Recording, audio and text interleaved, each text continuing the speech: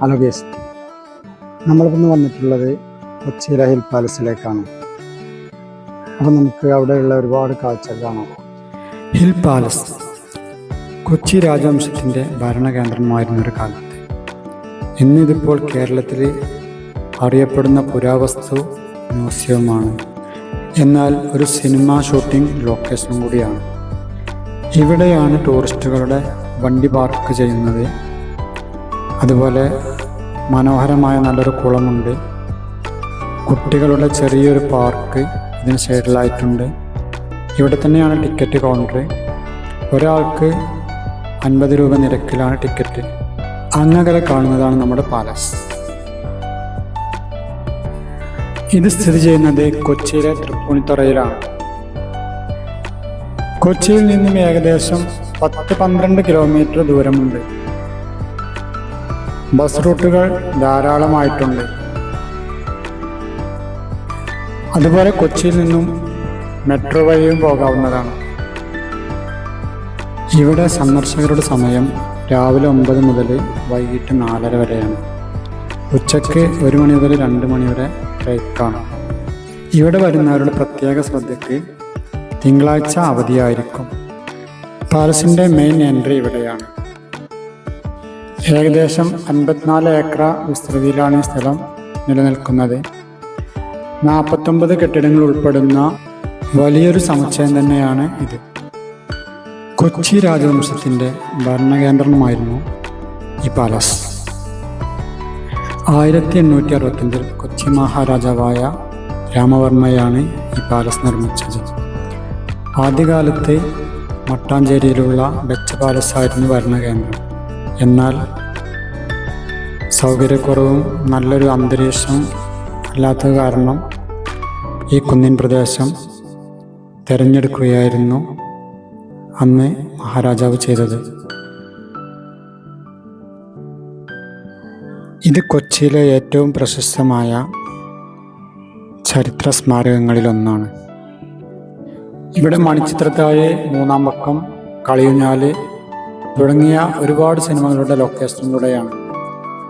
അതുകൊണ്ട് സിനിമാ പ്രേമികൾ ധാരാളമായി വരുന്നുണ്ട്. മണിച്ചിത്രത്താഴിൻ്റെ ഷൂട്ടിങ്ങോടുകൂടിയാണ് ഈ കൊട്ടാരം ഫേമസ് ആയത്. മണിച്ചിത്രത്താഴിൻ്റെ ഫസ്റ്റ് സീൻ ആരംഭിക്കുന്നത് ഇവിടെയാണ്.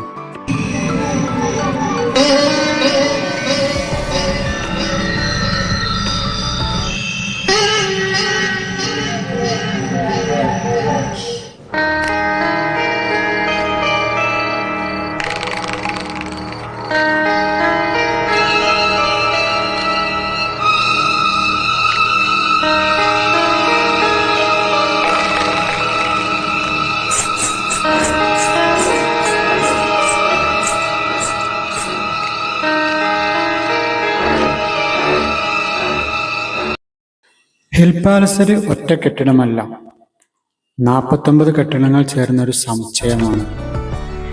ഇതിൽ കേരളീയ വാസ്തുവിദ്യയും പാശ്ചാത്യ ശൈലിയും ഒത്തുചേർന്നത് കാണാം. കേരളത്തിലെ 4 കെട്ടുകളും 8 കെട്ടുകളും അതുപോലെ യൂറോപ്യൻ സ്റ്റൈലിലുള്ള തൂണുകളും ജനലുകളും ഇതിൽ സ്വാധീനിച്ചിട്ടുണ്ട്.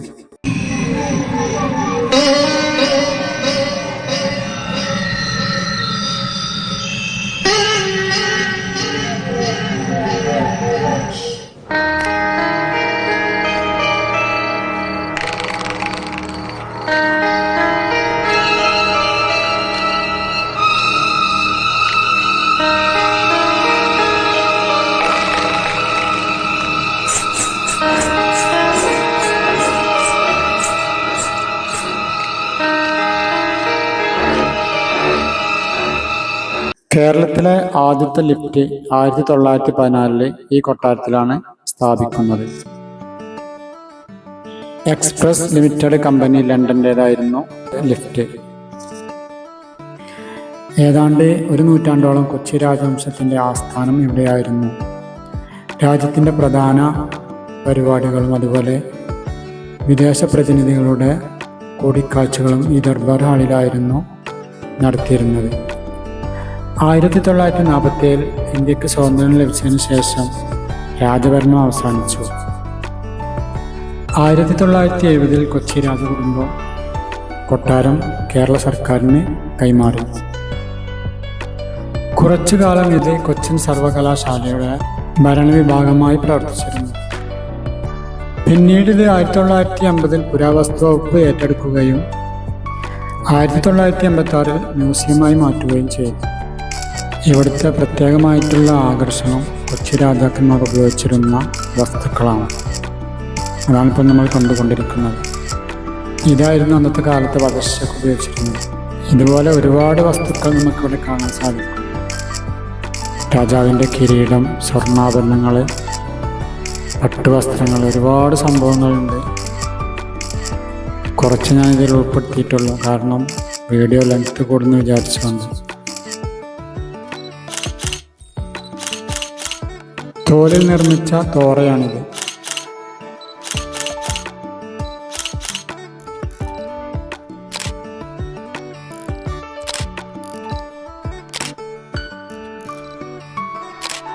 ഈ പാലസിലെ ഏറ്റവും ആകർഷകമായ ഒന്നാണ് മഹാരാജാവിൻ്റെ ഈ സിംഹാസനം. 100-ലേറെ വർഷം പഴക്കമുള്ള ഈ ആനപ്രതിമ കൊച്ചി രാജവംശത്തിൻ്റെ ഒരു അടയാളം കൂടിയാണ്. ടൂറിസ്റ്റുകൾക്ക് ഫോട്ടോഷൂട്ട് എടുക്കാൻ പറ്റിയ നല്ല മനോഹരമായ സ്ഥലങ്ങളാണ് ഇവിടെ ഉള്ളത്. നല്ല പച്ചപ്പാർന്ന ഗാർഡനുകൾ. ഫാമിലിയുമായി ഒരു ദിവസം ചെലവഴിക്കാൻ പറ്റിയൊരു ഇടമാണ് ഹിൽ പാലസ്. നല്ല തണുപ്പുള്ളൊരു പ്രദേശമാണ്. നമ്മളീ പോയിക്കൊണ്ടിരിക്കുന്ന ഇടനാഴിക്കൊരു പ്രത്യേകതയുണ്ട്. മണിച്ചിത്രത്താഴിലെ ഒരുപാട് സീനുകൾ ഇവിടെ ഷൂട്ട് ചെയ്തിട്ടുണ്ട്. വേറൊരു പ്രത്യേകതയും കൂടി ഇതിന് പറയാനുണ്ട്. വെട്ടുകല്ല് പാകിയ തറയും തടി കൊണ്ടുണ്ടാക്കിയ മേൽക്കൂരയും ഇതിനൊരു പ്രത്യേക ഗാംഭീര്യം തന്നെയാണ്.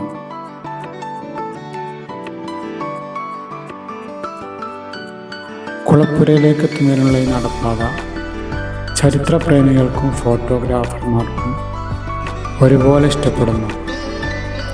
പഴയകാല രാജകീയ ജീവിതത്തിൻ്റെ സ്വകാര്യതയും സൗകര്യവും ഒരുപോലെ പ്രവർത്തിക്കുന്ന ഒരിടമായി ഈ ഇടനാഴി നമുക്ക് കാണാം.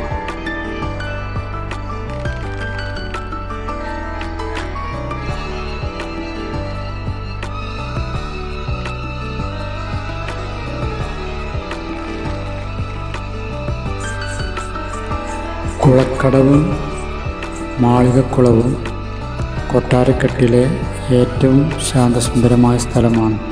അതുപോലെ ഇവിടെ ഒരു അമ്പലമുണ്ട്.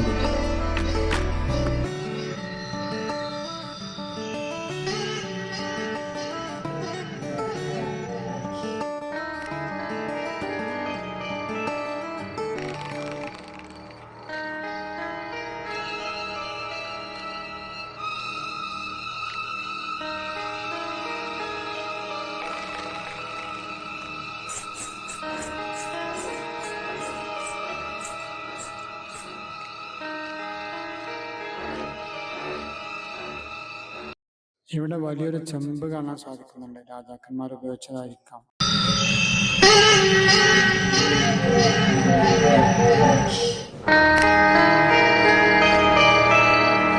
നമ്മൾ ഡിയർ പാർക്കിലേക്കാണ് പോകുന്നത്.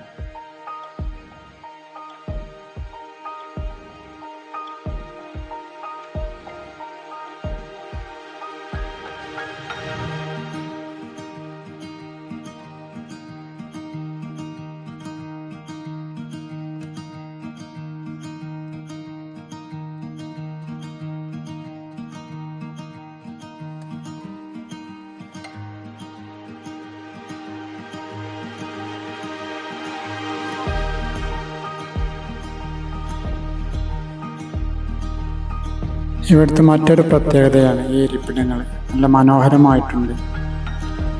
രാജാക്കന്മാരുടെ കാലത്തുള്ളതായിരിക്കാം. ഇതൊരു വേറിട്ട കാഴ്ച തന്നെയാണ്. ഈ സ്റ്റെപ്പുകൾ